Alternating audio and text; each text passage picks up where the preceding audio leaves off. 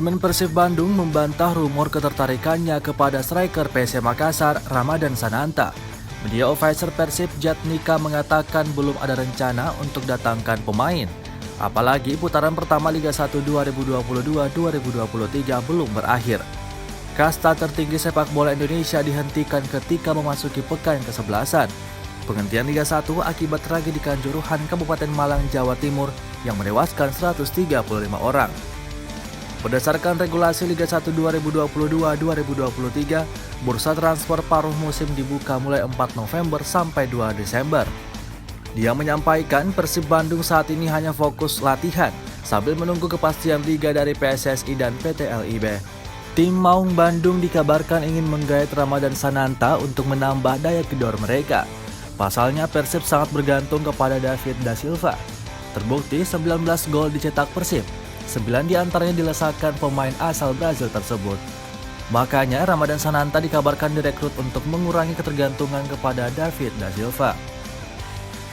Selain itu menjadi opsi tim klub kebanggaan masyarakat Bandung jika David Da Silva absen karena cedera atau akumulasi kartu. Ramadan Sananta menjelma menjadi mesin gol PSM musim ini. Pemain nomor punggung 9 ini telah cetak 3 gol dari 7 pertandingan.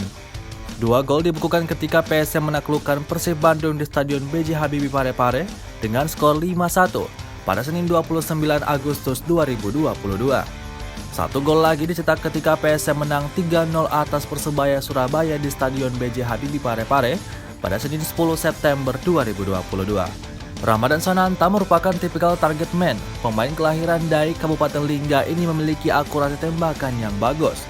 Ditambah postur badan yang bagus, tinggi 182 cm membuatnya mampu memenangkan duel bola udara. Ramadan Sananta bermain dengan efektif. Setiap peluang didapatkan mampu dimaksimalkan dengan baik. Berkat penampilan cemerlangnya tersebut, Ramadan Sananta dipanggil oleh pelatih timnas Indonesia Sinteyong saat lawan Curaçao. Pemain 19 tahun ini jadi pemain termuda kedua dipanggil ke timnas setelah Marcelino Ferdinand. Pemanggilan Ramadan Sananta ke timnas Indonesia jadi panggilan pertama dalam karir sepak bolanya. Terima kasih sudah nonton. Jangan lupa like, subscribe, dan share ya.